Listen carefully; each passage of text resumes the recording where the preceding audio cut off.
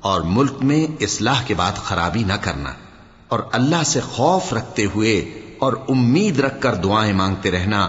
کچھ شک نہیں کہ اللہ کی رحمت نیکی کرنے والوں سے قریب ہے، اور وہی تو ہے جو اپنی رحمت یعنی بارش سے پہلے ہواؤں کو خوشخبری بنا کر بھیجتا ہے، یہاں تک کہ جب وہ بھاری بھاری بادلوں کو اٹھا لاتی ہے تو ہم اس کو ایک مری ہوئی بستی کی طرف ہانک دیتے ہیں، پھر بادل سے بارش برساتے ہیں، پھر بارش سے ہر طرح کے پھل پیدا کرتے ہیں۔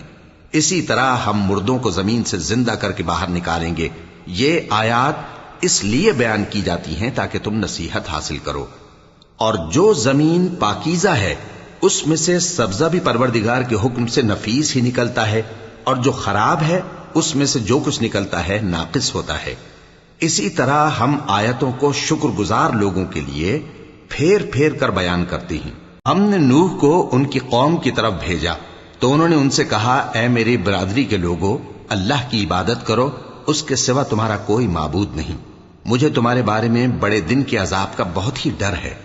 تو جو ان کی قوم میں سردار تھے وہ کہنے لگے کہ ہم تمہیں کھلی گمراہی میں مبتلا دیکھتے ہیں۔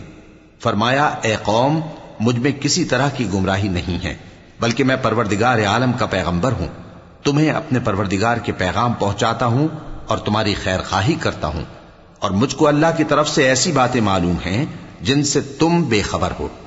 کیا تم کو اس بات سے تعجب ہوا ہے کہ تم میں سے ایک شخص کے ذریعے تمہارے پروردگار کی طرف سے تمہارے پاس نصیحت آئی تاکہ وہ تم کو ڈرائے اور تاکہ تم پرہیزگار بنو اور تاکہ تم پر رحم کیا جائے؟ مگر ان لوگوں نے ان کی تکذیب کی تو ہم نے نوح کو اور جو ان کے ساتھ کشتی میں سوار تھے ان کو تو بچا لیا، اور جن لوگوں نے ہماری آیتوں کو جھٹلایا تھا انہیں غرق کر دیا۔ کچھ شک نہیں کہ وہ عقل کے اندھے لوگ تھے۔ اور اسی طرح قوم عاد کی طرف ان کے بھائی ہود کو بھیجا۔ انہوں نے کہا کہ بھائیو، اللہ ہی کی عبادت کرو، اس کے سوا تمہارا کوئی معبود نہیں، کیا تم ڈرتے نہیں؟ تو ان کی قوم کے سردار جو کافر تھے کہنے لگے کہ تم ہمیں احمق نظر آتے ہو اور ہم تمہیں جھوٹا خیال کرتے ہیں۔ فرمایا، اے میری قوم، مجھ میں حماقت کی کوئی بات نہیں ہے، بلکہ میں رب العالمین کا پیغمبر ہوں۔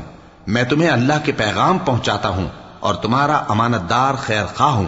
اور کیا تم کو اس بات سے تعجب ہوا ہے کہ تم میں سے ایک شخص کے ذریعے تمہارے پروردگار کی طرف سے تمہارے پاس نصیحت آئی تاکہ وہ تمہیں ڈرائے؟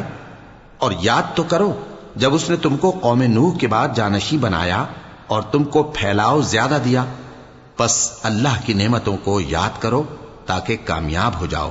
وہ کہنے لگے، کیا تم ہمارے پاس اس لیے آئے ہو کہ ہم اکیلے اللہ ہی کی عبادت کریں اور جن کو ہمارے باپ دادا پوجتے چلے آئے ہیں ان کو چھوڑ دیں؟